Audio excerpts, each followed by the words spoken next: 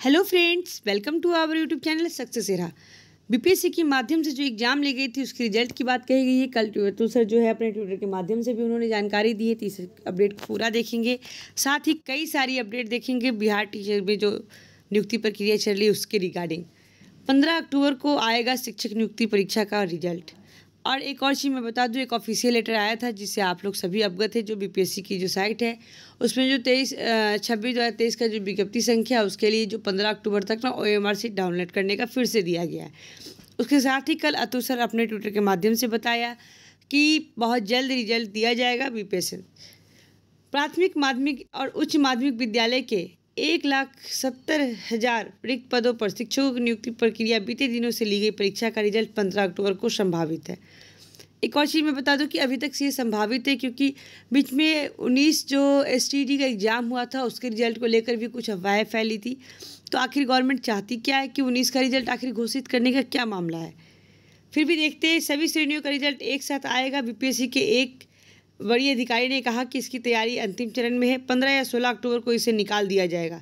उधर बीपीएससी अध्यक्ष अतुल प्रसाद ने भी गुरुवार को देर शाम ट्वीट कर रिजल्ट के जल्द निकलने की बात कही।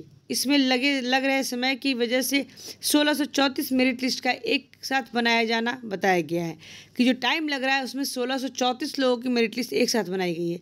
अलग अलग आरक्षण श्रेणी और विभिन्न विषयों के अभ्यर्थियों के 43 अलग अलग मेरिट लिस्ट बनाई गई जा रही है। साथ ही सभी 38 जिलों के लिए भी इन्हें अलग अलग बनाया जा रहा है। इन सबसे मेरिट लिस्ट की कुल संख्या बढ़कर बहुत अधिक हो गई, जिसको अंतिम रूप देने के समय दूसरे चरण के मध्य 24 से 8वीं माध्यमिक जो है, 9वीं से 10वीं और उच्च माध्यमिक 11वीं से 12वीं लगभग 70,000 नए शिक्षकों की नियुक्ति का विज्ञापन अक्टूबर माह के अंत तक आएगा। बीते बुधवार को शिक्षा विभाग के अधिकारियों के साथ हुई बीपीएससी आधिकारिक बैठक में इस पर सहमति बनी। इस चरण के मध्य विद्यालय में लगभग 31,982, माध्यमिक विद्यालय में 18,880 और उच्च माध्यमिक विद्यालय में 18,830 शिक्षकों की नियुक्ति होगी। इसके लिए जल्द ही आयोग अपनी तैयारी शुरू कर देगा।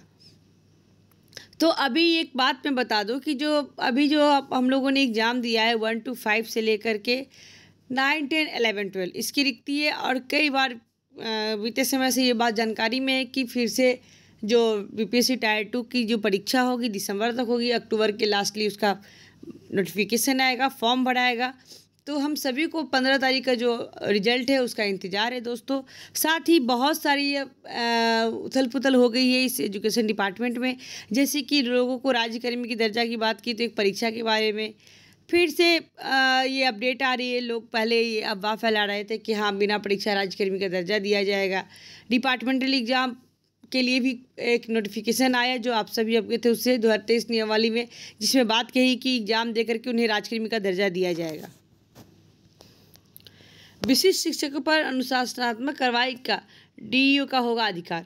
अब देखिए, बिहार विद्यालय जो अभी जो एग्ज़ाम चल रहा था बीपीएससी का, बहुत सारे लोगों ने एग्ज़ाम दिया, बहुत सारे लोगों ने एग्ज़ाम नहीं दिया जो इन सर्विस है। तो उनके लिए एक बहुत अच्छी बात है। और यहाँ पे एक चीज़ को क्लियर नहीं किया, जिसके लिए आज कैबिनेट की फिर से बैठक है कि उन सबसे सुझाव मांगा गया था कि नियमावली 2023 जो फिर से निकला था, जिसमें कि विशिष्ट शिक्षक नियमावली पर शिक्षकों अनुशासनात्मक कार्रवाई DEO करेंगे।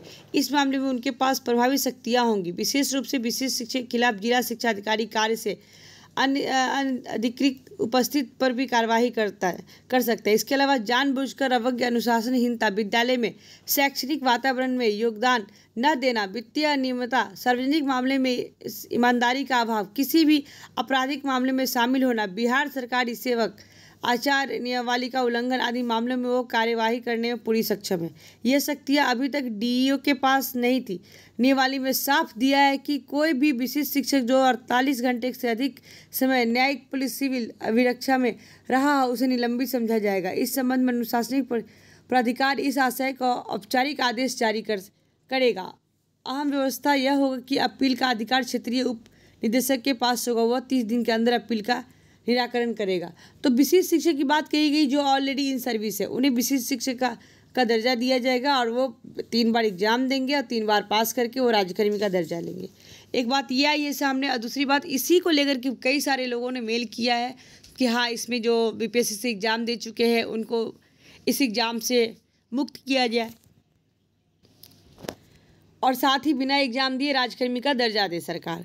तो इसको लेकर भी कई जगह बैठक हो रही है, जिसके कारण आज आपने लेटर एक देखा होगा कि आज कैबिनेट की बैठक फिर से हो रही है इसी रिगार्डिंग में। तो 16 को रिजल्ट और उसके बाद जो ट्रेनिंग की बात कही थी, एक लेटर भी आई थी दोस्तों, आप सब लोग शायद देखे होंगे या नहीं देखे, तो मैं उससे मेंशन करती हूँ कि नेट शिक्षकों की जो नवनियुक्त शिक्षकों की इंडक्शन ट्रेनिंग भी इसमें शुरू कर दी जाएगी। और एक और चीज़, आप लोग को पहले इस बात से अवगत है कि बीपीएससी के माध्यम से जितने शिक्षक बहाल होंगे, जहाँ भी जाएंगे 9, 10, 11, 12 में या फिर 1 to 5 में, तो प्रभारी जो प्रधानाध्यापक का पद है प्रभार में बीपीएससी वाले रहेंगे, क्योंकि वो ऑलरेडी सीनियर कहलाएंगे और आयोग के द्वारा आ रहे हैं। तो ये सारी चीज़ें, बहुत सारी बात कही गई। ट्रेनिंग के भी एक शेड्यूल भी आया था कि कैसे कैसे नियुक्ति पत्र दिया जाएगा 15 से। तो आज है 13 तारीख और कल है 14 और परसों 15 तक रिजल्ट की घोषणा, 16 तक रिजल्ट। उसके बाद जो कैंप लगना है डीआरसी भवन में, तो वहाँ पे हर एक जिला को इसके लिए भी लेटर जारी कर दिया गया है।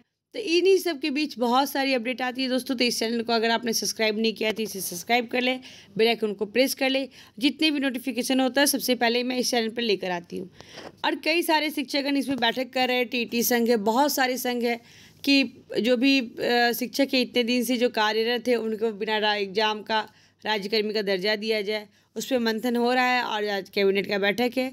साथ ही नई रिक्ति की बात कही गई, 16 को रिजल्ट आएगा। फिर आयोग के द्वारा फिर से 6 से लेकर के 12 तक की बहाली प्रक्रिया ली, जो अभी एसटीईटी एग्जाम हुआ है और 6 to 8 की बहाली इस पर मेंशन नहीं थी, उसे मेंशन करते हुए, क्योंकि हर एक स्कूल से रिक्ति जा चुकी है। बहुत सारी जगह तो बहुत सारे टीचर ने 1 to 5 के टीचर +2 तक स्कूल चला रहे हैं। तो ये बहाली होना बहुत ज़रूरी है। और साथ ही बच्चों में बहुत ज़्यादा बेचैनी, क्योंकि काफ़ी समय से लोग इसको इंतज़ार कर रहे हैं। एक और चीज़ देख लीजिए, नियोजित शिक्षकों ने गुरुवार को एक बैठक आयोजित कर सरकार की नई शिक्षक नियमावली का विरोध किया। मध्य विद्यालय रसलपुर के परिसर में आयोजित इस बैठक में अध्यक्ष बिहार नगर पंचायत नियोजित शिक्षक संघ के अध्यक्ष अमित कुमार सिंह ने की और संचालन वीनू कुमारी ने किया। शिक्षक ने कहा कि सरकार ने शुरू से उनके साथ भद्दा मजाक किया। जब केंद्र सरकार ने सैनिकों को एक रैंक एक पेंशन का लाभ ले लिया, तो देश के निर्माण के लिए पूरी निष्ठा से लगे नियोजित शिक्षकों के साथ सौतेला व्यवहार नहीं होना चाहिए। शिक्षकों ने सरकार से मांग कि शिक्षकों की प्रतिष्ठा से खिलवाड़ न किया जाए, उन्हें एक ही संवर के अंतर्गत रखते हुए उन्हें वेतन संरक्षण का लाभ दिया जाए। शिक्षकों ने इस बात पर जोर दिया कि उन्हें बिना शर्त राज्यकर्मी का दर्जा दे दिया जाए। उन्होंने कहा कि सरकार पहले ही दक्षता परीक्षा ले चुकी है और शिक्षकों ने अपनी योग्यता प्रमाणित कर दी है। नियोजित शिक्षकों ने आह्वान किया कि सरकार द्वारा पोर्टल पर सुझाव मांगे गए, सुझाव अपलोड किया गया है। बैठक में सुमन कुमारी ममता, धनवंत कुमार सिंह, अरुण कुमार, सुधीर कुमार पांडे, अश्विनी कुमार, पंडित अरुण, नरेंद्र कुमार, अशोक सैनी आदि उपस्थित थे। सभी लोग अपनी अपनी बातों को रख रहे हैं अपने विचारों के माध्यम से। और सरकार इस बात के लिए सुझाव मांगा था, तो उस नियमावली को लेकर के सारे लोगों ने अपने अपने मेल के माध्यम से सुझाव दिए हैं। तो देखिए उसकी आज बैठक में क्या अपडेट आती है। और आज एक और केस की सुनवाई भी है, बीएड और डीएलएड की क्या है, वो जैसे ही अपडेट आती है दोस्तों मैं उसकी अपडेट दूंगी।